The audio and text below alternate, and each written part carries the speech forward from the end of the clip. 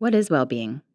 According to Canadians, it is defined as the presence of the highest possible quality of life through a wide range of domains.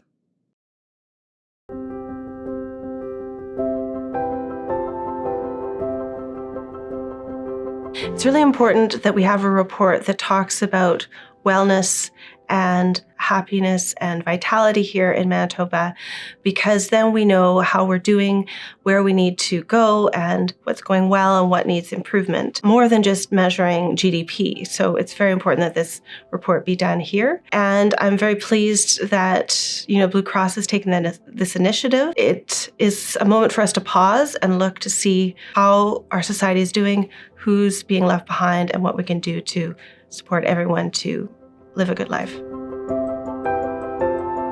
Democratic engagement is very important because that's how we participate in our democratic society. And one of the most fundamental rights that we have is the right to vote. And so this report shows that certain parts of our population are not exercising that right, and it's on a downward trend, unfortunately, which is a problem because people need to feel welcome, engaged, and that their voices matter in our democratic society. Otherwise, they will be disengaged, or, we might have unrest or other problems like we've seen in other countries, for example. So what I think the report helps us see is which parts of the population are not as engaged in the democratic process, volunteering with groups or voting, for example, younger people who are racialized or Indigenous people, and newcomer people. So that gives us then the opportunity to see what is needed to help bring people in to be democratically engaged and participate and vote. But it's also a two-sided story. We also need our governments to be listening and responding to the needs of people. Otherwise, they won't feel like their voice matters. And for me, here in Manitoba, a big memory I have is when there was over 10,000 people on the grounds of the legislature in 2019 for the Youth Climate March. And that was called for by Greta Thunberg, the activist from Sweden, and young people across the world came together to say, our world is on fire, we need action immediately. And it was incredibly hopeful as well, because young people have so many good answers and ideas. And I'm concerned that we're not moving quickly enough on those young people's concerns. They are the next generation that will be running our society and community, and we need to show that their voices were heard back in 2019. Also, it's helpful for governments to communicate the benefits that they provide to people so that when they're engaged, they know that they can have a difference. And there are ways governments can do that through participatory budgeting, for example. There are other ways that people can help understand what governments do for them, like the food we eat is inspected. That's a public service that requires resources. We all rely on healthcare, education, other areas, the roads, the transit system. Some of those things people don't always understand, that there's a whole system behind that we're all democratically engaged in that can help make those better. And that this democratic engagement can make a difference. There's incredible activists here in Winnipeg and Manitoba doing this work, for example, calling on more social housing to help house people in need. And governments are responding to those calls, as we're seeing. So it does work, it does take time, but we need both sides, the government and the people working together in order to improve our community.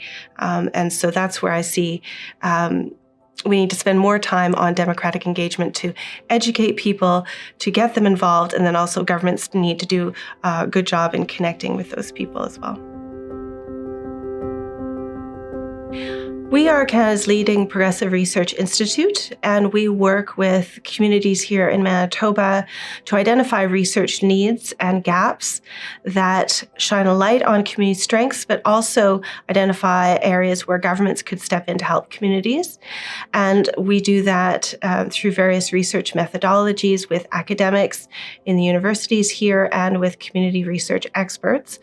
And then we publish reports and commentary to educate people about, what is needed to help improve standards of living for people here in Manitoba, for example.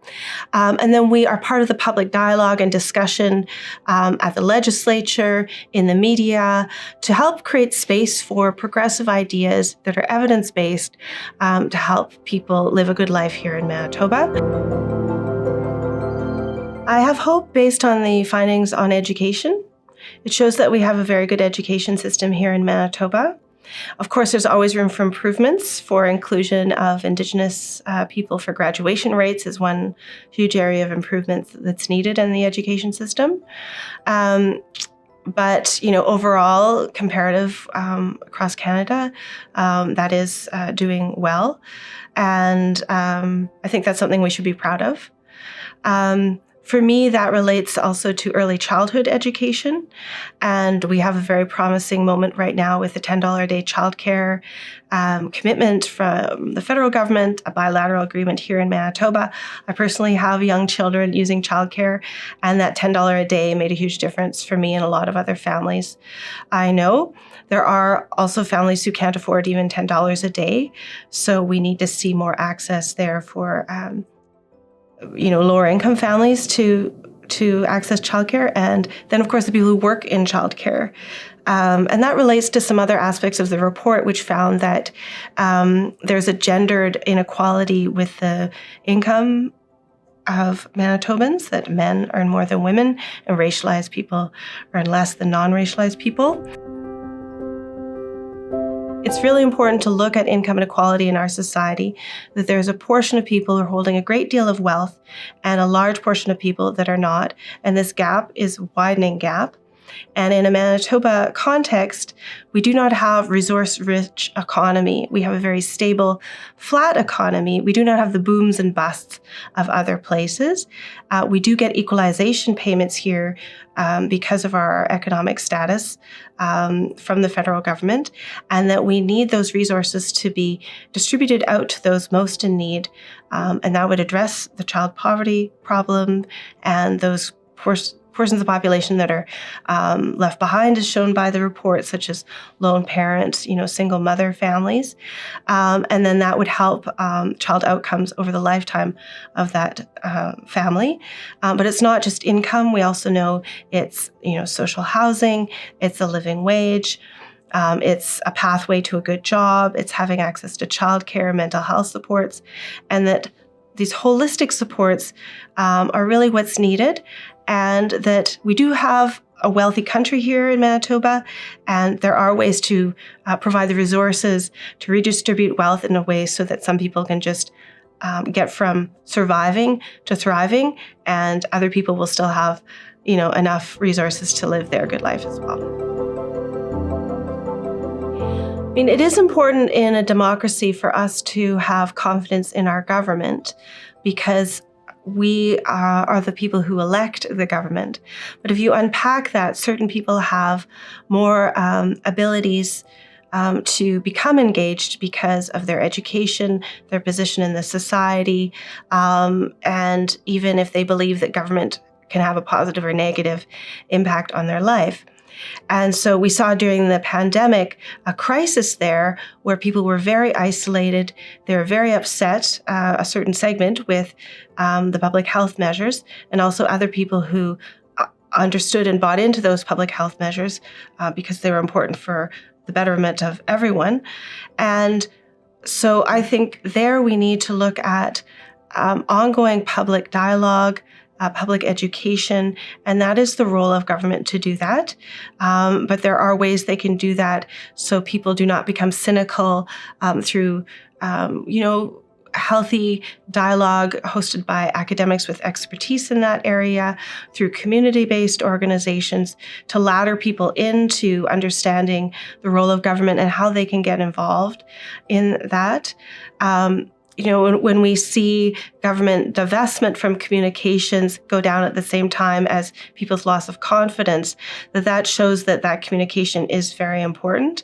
But I would challenge that it's not just government.